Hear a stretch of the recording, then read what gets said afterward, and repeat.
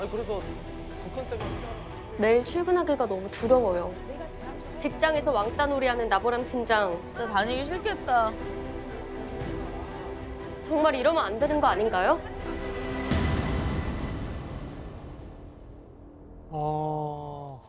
회사에서 왕따를 시키는 일진 빌런에 대한 얘기입니다. 요즘은 뭐 학교 폭력도 학교 폭력이지만 또 직장 폭력, 직폭도 굉장히 심각한 문제라고 해요. 개그맨 출신 영화 감독 뭐 그러면 이제 거기서 아니 뭐 영화에 대해서 잘 알지도 못하는데 왜 처음에 이럴까요? 하면서 조금 그런 분위기가 있어요. 네, 있죠. 저도 영화라는 그 단체 집단에 제가 이제 이직해 온 느낌이잖아요. 그래서 제가 도전을 하려고 멜로나 약간 스릴러물로 이제 시나리오 써서 거의 투자 직전까지 갔어요. 근데 투자 쪽에서 감독이 근데 혹시 이 박성광이 개그맨 그분 맞아요? 그래서 예, 맞아요 했더니 그러면은 진짜 그래. 단지 개그맨이라니. 왜 개그맨이 왜 이거를 개그맨이 어때서? 그래가지고 그거를 전에 듣기도 하고 면전에도 듣기도 하고 그러다 보니까 내가 입봉을 하려면 어쩔 수 없이 코미디라는 장르를 해야지만 그래도 진입 장벽이 좀 낮겠다 해서 이제 너무한다. 코미디를 하게 된 거거든요. 그러셨구나. 아니 근데 사실 그래서 그런지 이번 그 영화 때도 기사 자체가 시작도 전에 사실은 뭐 스트레스로 인해서 탈모랑 또 사타구니 염증 뭐 이런 기사가 너무 많이 쏟아지고 영화 내용보다 사타구니 염증이라는 기사가 더 많이 열 몇 건이 나왔어. 아니 그분들은 어떻게 사타구니 염증까지 알고? 그거를 이제 같은 날 이경 배우가 다 이제 던졌죠. 자기 웃기려고. 자기 웃기려고 비밀이었는데. 이희경 씨 목격을 하신 거예요. 그쵸? 그거를 어느 정도 심각한지 둘이 이제 샤워하면서 이 정도 심각하다. 이게 내려와가지고 몸이 여기는 완전 빵꾸나고 막, 여기는 어머. 붓고 난리 났었죠. 그 편견 때문에 내가 혹시 이거 괜히 한 건가라고 후회한 적은 없었나요? 많죠. 사실 영화 한 2년, 3년 동안 이 방송 일을 쉴 수밖에 없었어요. 제가 이거 하는 동안 경업을 한다? 이거는 예의가 아니라 생각했어요. 대체 예의가 아니죠. 솔직히 이 돈 쪽으로는 많이 이제 부족하잖아요. 그러다 보니까 가정도 꾸렸는데 그때 고민도 하고 그리고 다들 인정도 안 해주는 그 분위기. 내가 왜 이렇게 고생을 했을까라는 너무 마음 생각이 아프네요. 들었어요. 가정까지 꾸렸지. 맞아요. 근데 사타구니 염증이니까 너무 속상하네요. 아무튼.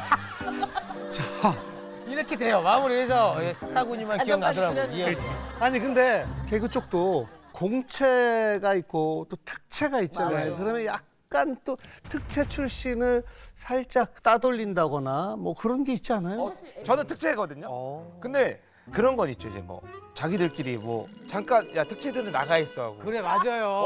자기들끼리 이게 맞아요. 있고 그 단톡방도 없고 우리는 기수가 없잖아. 단톡방도 기수가 없고. 없으니까. 근데 나중에는 특채들이 더 잘 되니까 맞아. 우리가 그 사람들을 이렇게 잠깐 챙기고, 공채들은 예. 잠깐 나가 있어가지고 맞아. 역으로. 역으로 예. 특채들끼리 한잔 하자 여기. 이렇게. 그래서 사실 방송사별로 저희는 특채가 워낙 많으니까 이런 분위기인데 근데 KBS는 워낙 전통도 세고 맞아요. 공채가 많다 보니까 특채에 대한 그런 부분이 좀 있어요. 있지 않을까 막 이런 소문이 또 있었긴 했거든. 저희는 저희 나름대로는 배려라고 한 건데 집합을 하잖아요. 집합은 뭐 몇 기부터 몇 기 모여. 그러면은 딱 모이면은 특채는 나가 있으세요. 그리고 이제 만약에 경조사 이제 장례식장으로 3일 내내 있어야 되는데 특채는 집에 가고 공채만 남아서. 그거야말로 이제. 진짜 따돌림이. 근데 저희는 부러웠어요 특채가. 그렇지 이거 열애되는 거니까. 열애되는 거에 근데 당사자들은 너무 약간 소외감 느끼고 우리는 특채가 1명, 2명이니까. 이게 어떻게 보면 회사 생활이 이제 성인이잖아요. 근데 이게 직장의 따돌림 학교의 왕따처럼 심각한 건지. 생각보다 굉장히 심각한데요. 한 설문조사에 따르면 직장인 10명 중에 3명이 직장 내 괴롭힘을 경험했다라고 답을 했고요. 그중에 10.6%가 따돌림을 경험한 적이 있다라고 할 정도로 비일비재하게 일어나고 꽤 있습니다. 최근에는 학폭을 졸업했더니 대폭, 직폭이 아이고. 다가오고 있다 이런 말까지 유행하고 있어요. 모 병원에서 술자리를 가지 않은 그 동료에게 따돌림이 시작이 된 거예요. 정말 술자리를 가지 않았다는 그 이유 하나만으로요. 그러면서 동료들이 쓰레기라고 말한다거나 왕따를 시키자라고 하거나 또라이라고 하거나 이런 것들을 메신저로 자기들끼리 주고받은 거죠. 그런 게 공개가 되면서 굉장히 큰 충격적인 사건도 있었고요.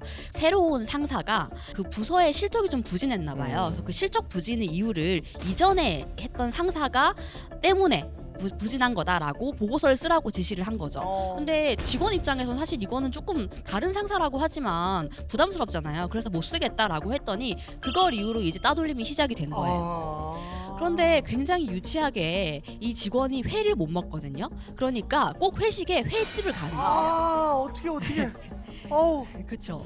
그렇게 노골적으로 하면서 이 사람 낙하산으로 들어왔다. 이런 식으로 허위 소문까지 유포하는 사례도 있었습니다. 유치하다 유치해. 제가 그러니까 지인하고 이게 술자리에서 얘기를 듣게 됐는데 그 친구가 좀 예술 계통에서 일을 해요. 사원은 별로 안 되는데 그래도 탑 5 안에 들어가는 그런 회사예요. 예, 그러다 보니까 그 직원들이 대부분 다 유학파입니다. 그것이 집중되다 보니까 사장님이 조금 차별하는 거는 얘네들은 유학을 갔다 왔으니 연봉을 조금 이렇게 할 때 여기 그 비용을 감안해주는. 유학 가면 돈이 많이 드니까. 예. 그걸 좀 그런 왜 부분이 회사에서 있어요. 챙겨주지? 예, 그리고 이제 상사 부분들은 어떤 뭐 기획안을 뭐 올리면 그 컨펌을 유학 갔다 온 애들은 조금 믿고 그냥 해버리는데 조금 국내 대학 나온 사람들은 몇 번씩 컨펌을 이제 더블 체크를 좀 하고 이제 그런 경우 같아요. 아니 네. 가고 싶어도 돈 없어서 못 가는 건데 진짜 너무합니다. 이 대리님. 네, 은행은 이제 전국에 여러 지점들이 있잖아요. 그래서 각 도시별로 연진이들이 있어요. 이 부하 직원들을 괴롭히는 부산 연진이 같은 경우에는 약간 폭언이나 막말 위주로 많이 하고, 동대문 연진이다 그러면은 약간 직원들한테 무리한 실적 많이 해오라고 이렇게 시킨다거나 이런 식으로. 최근에 들은 한 연진이는 은행원들은 사실 돈이 제일 중요하잖아요. 그렇죠. 그래서 돈을 갖고 있는 돈이 만약에 없어지거나 하면은 뭐 계속 찾아야 된다던가 아니면 진짜 부족하다 하면 자기 돈으로 메꿔놓는 그렇죠. 경우도 있거든요. 근데 이제 하루는 한 직원이 아무리 세어봐도 돈이 안 맞는 거예요. 근데 나중에 뒤에서 있던 팀장 연진이가 여기띠로 하면서 평소에 돈 잘 세나 검사하려고 자기가 슬쩍 했대요. 얼마나 철렁했을까. 그런 경우도 있었어요. 범죄 아닌가요? 범죄 아니에요? 아마 매스컴에서도 간호사 태용 관련한 이야기들이 굉장히 많은데요. 모든 간호사가 그렇지는 않다라는 걸 일단 먼저 말씀을 드리고 싶고요. 친한 선생님께서 직접 신규 시절에 겪었던 태움 사례인데 이미 사망하신 분들이 오시는 경우가 있어요. 심폐소생술을 하지 않고 이미 사망을 하셨기 때문에 거만을 하게 되거든요.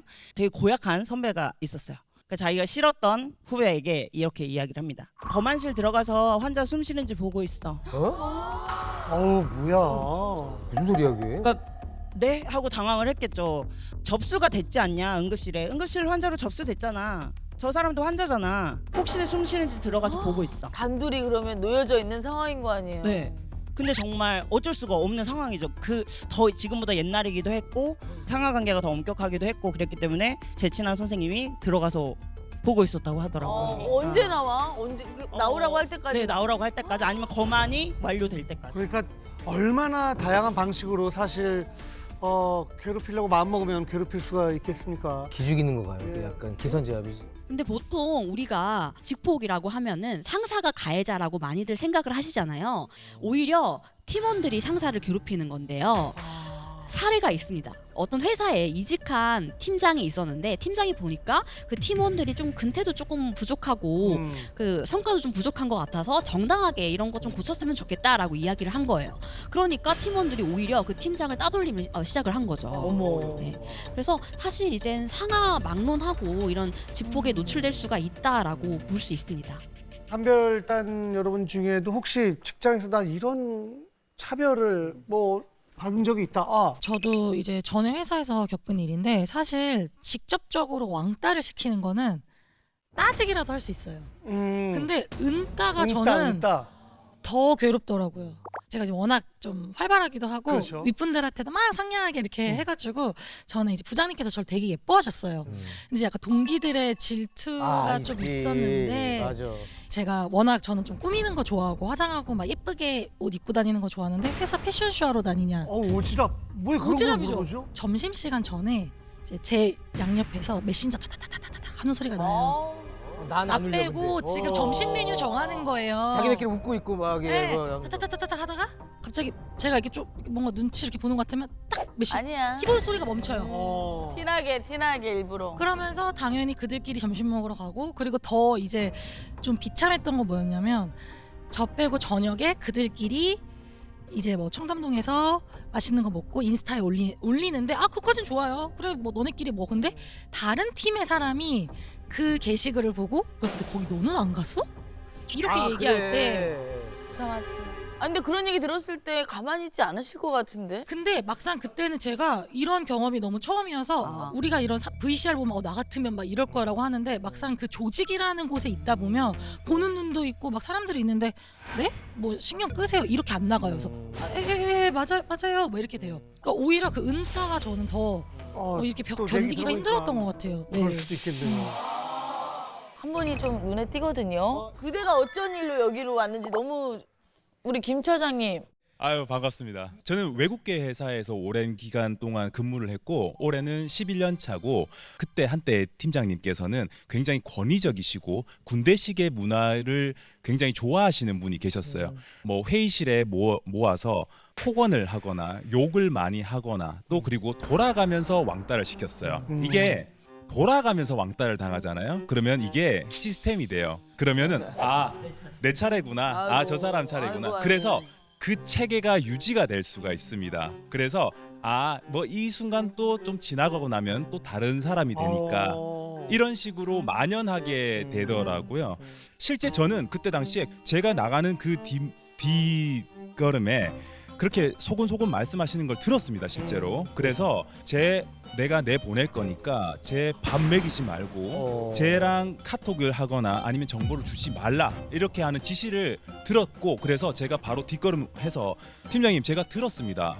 제가 이거 나가야 될 것 같습니다 라고 하니까 귀는 더럽게 발래라고 하시면서 그리고 그 이후에 제가 뭔가 음료수를 선물을 하거나 이렇게 했을 때도 그걸 다 걷어서 제 책상에 다 두는 와, 그거 너무했다. 그렇게 그 해서 정도야? 너 찍혔어를 그렇게 많이 보인 그런 경험도 있었어요. 그래 나 같으면 진짜 막 화낼 것 같은데 막상 그 상황 되면 안 되나 봐요. 그게 또 쉽지가 않죠. 저는 제가 처음에 방송 시작할 때 이제 SBS로 공채를 뽑기 전이었어요. 시간이 없어서. 저는 이제 특채로 일단 들어간 거예요. 그리고 나머지 선배들은 다 뭐 유명한 분들이고 다 그런 건 아니지만 못마땅한 거죠. 제가 도대체 뭔데 시험 본 것도 아니고.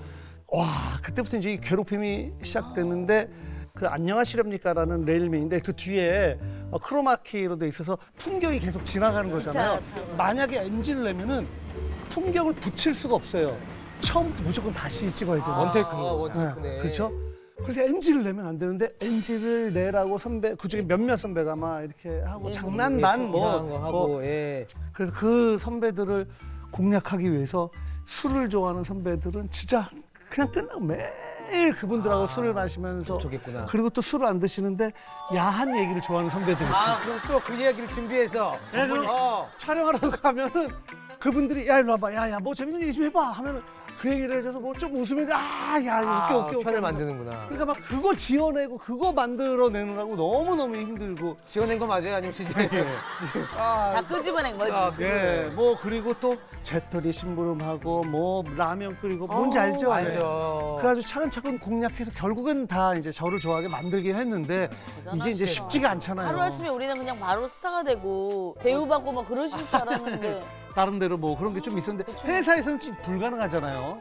과연 이런 일진 빌런들은 왜 남을 왕따시키고 차별하는 걸까요? 일단 뭐 이런 일진 빌런들을 보면 우리가 뭐 소시오패스냐 사이코패스냐 이렇게 생각할 수 있는데 의외로 이 소시오패스, 사이코패스는 다른 사람의 감정을 못 느끼지만 이 사람들은 더 잘 느끼거든요. 여론을 조작하려면 좀 눈치도 빨라야 되고 저 사람들의 감정도 오히려 좀 잘 들여다보거든요. 임기응변도 뛰어내야 되고. 맞아요. 근데 정작 이 사람들은 자신의 감정을 좀 들여다보는 건 약해요. 그래서 이 사람들 내면을 보면 분노, 뭐 어떤 열등감, 결핍, 뭐 불안 이런 마음이 있는데 그걸 인정하면 내가 스스로 너무 밉잖아요. 그러니까 그 미움을 좀 다른 사람한테 좀 돌리는 거거든요. 네, 그걸 저희는 투사라고 하는데 제 탓이야 이렇게 해버리면 마음이 좀 편하니까. 특히 따돌림은 증거가 별로 없다 보니까 일단은 모른다, 우리 그런 그런 적 의도가 없다. 아니었다. 그렇죠. 그리고 개인의 사생활이다라고 얘기하는 거예요. 내가 직원들 중에 누구랑 친한 거는 나의 사생활인데 내가 꼭 이 사람이랑도 친하게 지내야 돼요? 이렇게 말을 하는 거죠. 맞고소하겠습니다. 막 결국 거기까지 가잖아요. 그죠? 오히려 이렇게 신고한 게 나에게 더 괴롭힘을 한 거니까 나도 괴롭힘으로 신고하겠다 이렇게 하는 거죠. 명예훼손도 하고요. 혹시 피해자가 정신적 피해 보상을 받은 사례도 있나요? 산재를 인정받는다거나 손해배상을 인정받는 경우들이 있어요. 그 협력사와 짜고 뭔가 좀 개인적인 이익을 수취하려고 했던 사람이 있었는데 그걸 내부에 보고해서 회사 비리를 막았거든요. 그런데 오히려 그 비리 제보자가 따돌림 대상이 됩니다. 회사에서 조직적으로요, 이 사람에게 사무실 벽만 보고 있어라라고 지시를 해요. 이게 뭐냐면 면벽 근무라고 하거든요. 직장 내 괴롭힘 법이 도입되기 전에는 이게 굉장히 많았어요. 그래서 이렇게 면벽 근무하면요, 사실상 직원들이 다 보잖아요, 그렇게 있는 걸. 너무 수치심을 그러면 본인은 수치심을 너무 많이 느끼기 때문에 자진 퇴사하라 이런 압박입니다, 사실. 예. 그런데 심지어 이 직원에게는 회사에서 이 직원 PC도 쓰지 말게 하고요, 회사 비품 절대 못 쓰게 이렇게 한 거예요. 이런 지시까지 해서 이 피해자가 굉장한 우울증에 시달려서 법원에 소송을 했고요. 그래서 2천만 원의 배상을 받을 수 있도록 판정받은 그런 긍정적인 결과는 있었습니다. 2천만 원을 받았어요. 그럼 이 회사를 계속 다녀요? 아니면 그냥 그런데 이 사례는 정말 안타까운 게 이 직원은 회사를 다닐진 못했고요. 그만두게 됐고요. 못 다니잖아요. 이게. 네, 사실상 계속적인 압박 때문에 회사를 떠날 수밖에 없었습니다. 즐거운 상상 채널 S.